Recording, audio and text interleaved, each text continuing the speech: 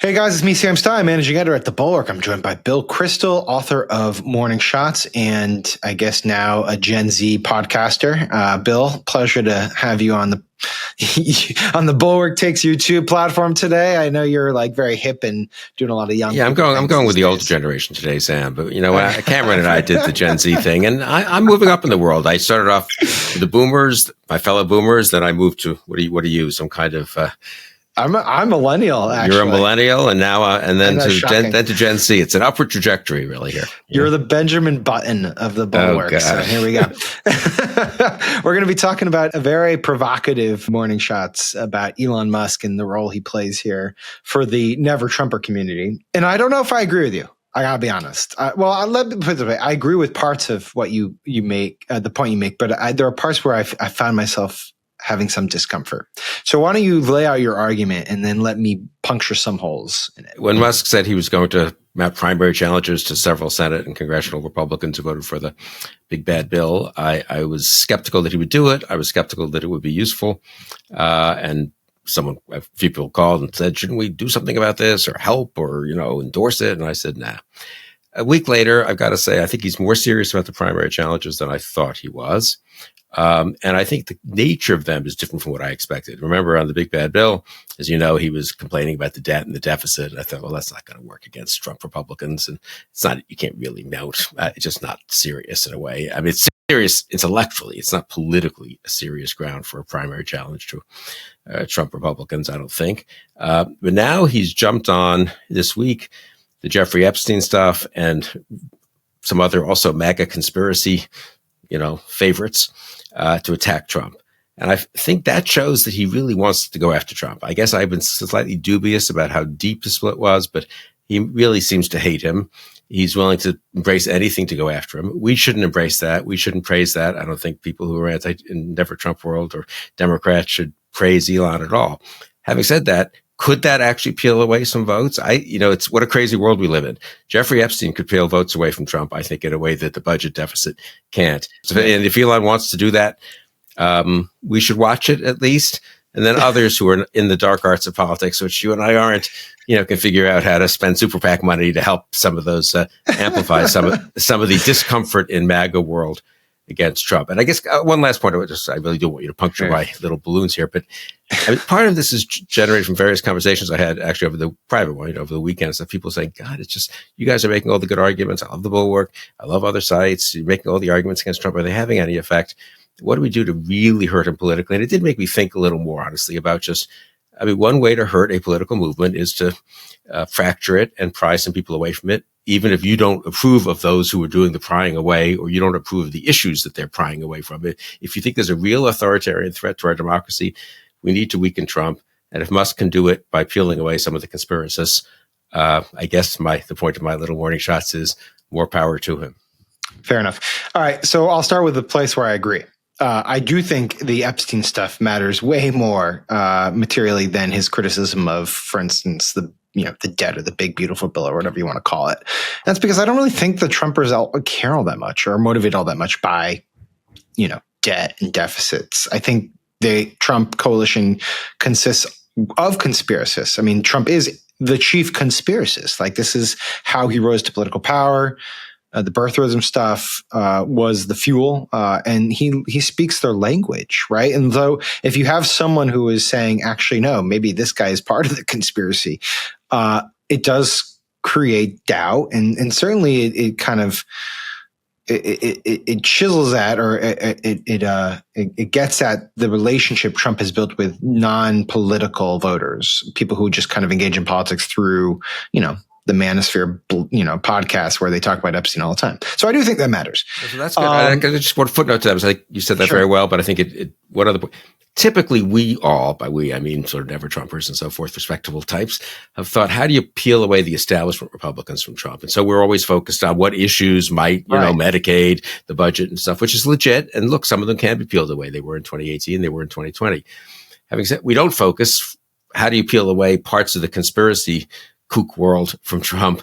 But it turns out it's pretty hard. Yeah, because but it turns out there are a limited number of establishment Republicans who can be peeled away. Apparently, they're all like okay with Trump basically, and they're going to vote for the Republican congressional and Senate candidates, so far as I can tell, in 2026. The ones that don't, that's great, and people like Sarah Longwell and the rest of us can work on peeling the respectable ones away. But it turns out that's one thing that drove me to this in a way. I mean, if you could show me that we could knock Trump's numbers down 10% by purely good government, Medicaid, mass deportation, debt and deficit, Ukraine appeals, I would be thrilled. I'm not convinced one can, and therefore one has to have this second card. So that's just one footnote to what you're saying. But I think you're right. Say a word yourself about the Epstein thing, because you followed it a little more closely than I have probably. But I just have a feeling it's a bigger issue out there in the fever swamps, and that the fever swamps on this issue are bigger than people like me thought. I will just this is purely anecdotal. Okay, this is purely anecdotal, but I think it gets at something larger, which is I have a family member call me this morning. I'm not going to reveal the person, but they're like, "What is going on with this Epstein stuff?" And this person is like, not a conspiracist. They've never really engaged on this front.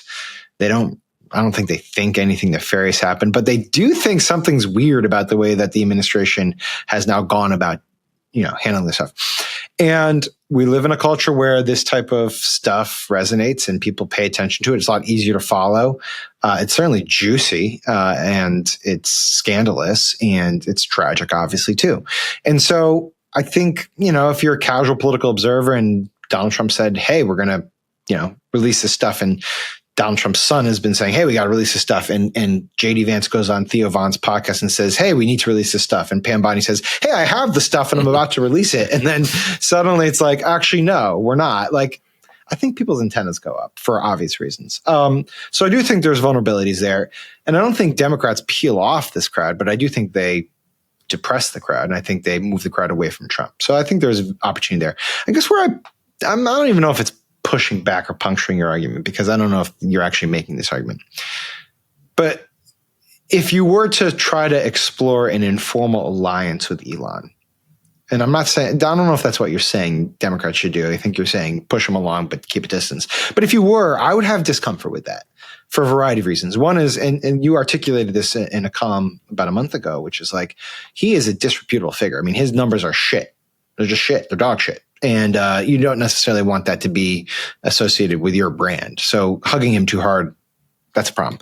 And two is it's not really a morally righteous figure, to say the least. Right. And I found yesterday the whole situation with Grok spewing this pro-Hitler stuff. It's like, this guy is problematic to a degree that I think he rivals Trump. And so I find it like both strategically problematic to get too close to him and morally problematic to get too close to him. Totally agree. And I sort of hesitated before writing the piece, and why I tried to go out of my way to say, look, I think he's as loathsome as Trump. Maybe after this Grok stuff, more loathsome than Trump. He's actually like more pro-Hitler than Trump is, it seems like. You're not just fascist adjacent, but just assuming, I don't even understand the Grok thing, assuming but somehow turned the dials on it, and suddenly but somehow he was involved in turning those dials, or someone was who works for him. He was. He admitted he was turning the dials. So I'm totally with you. So I'm not even for, it's not like the alliance with Stalin in World War II where everyone swallowed hard and said we got to be with him to defeat Hitler. I'm not even. But that was an official alliance, obviously, and we did meetings with Stalin and coordinated with him. I'm not for that. This is more like just letting the. He wants to do this. No one got him to do this. But letting it happen. And then look, once it happens, I mean, then we're talking about I'm less interested in, there's nothing much to do now, honestly. What I'm thinking is, well, let's say you get some candidates on the ballot. Let's say it's in a Senate race that's close, and there's some Elon-backed candidate. It won't be Elon personally, who's whatever, screaming and yelling about Jeffrey Epstein or I don't know. Would it be crazy to, you don't want that person in the Senate or the House, but that person's probably not going to win, right? That person's just going to take votes away, I think, from the Republican. And if you can get a Democrat elected, so look, it's tricky. I don't know. Maybe the best thing is just to watch it and hope it's watch sort of it. like, Yeah. It's like watching any authoritarian regime you don't like abroad. You're grateful to see. You retweet it. You don't put anything around the tweet. Right. You're grateful. When what's his name went after that march to Moscow to try to depose Putin, you sort of rooted for him, though he's just as disgraceful. I'm sure a character, almost as disgraceful a character. I remember Putin. that one. Yeah. Things like that, right? But I do think I think generally, though, having an attitude that is interest open to the fact that that Trump can be defeated not simply by peeling away the moderate Republicans, the establishment Republicans, the Don Bacons from Trump world, but also by disruption within Trump world.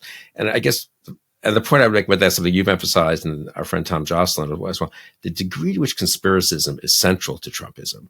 It's, again, something that took me a little while to grasp. I thought of it, in this first term a little bit more as an add-on, so to speak, not exactly a bug, but not the central feature. But the studies of the internet have shown that if you're interested in one conspiracy, you get much more interested in another. The best way to get people interested in the 2020 election bullshit conspiracy arguments was to find people who were interested in other conspiracies, QAnon, anti-vax, whatever, not to find people who were conservative. You know what I mean? It's not, in a way, it's the conspiracism that almost outweighs the ideology. So as you say, the people who don't vote very often, the people who don't follow politics. Oh, I think much, the conspiracism is the ideology. Well, fair enough. I think, yeah.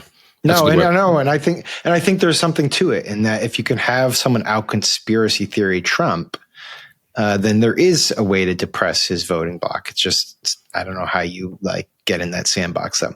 All right, let's leave it there. We just watched that sandbox, but we very quietly give Elon a little pat on the, I don't even want to get him a pat on the back, just a little attaboy, Elon. One half of a cheer for Elon, Fair enough. All right. Bill, thanks so much, man. Appreciate it. Go check out his column in Morning Shot. Subscribe to both that and subscribe to our YouTube feed, and we will talk to you soon.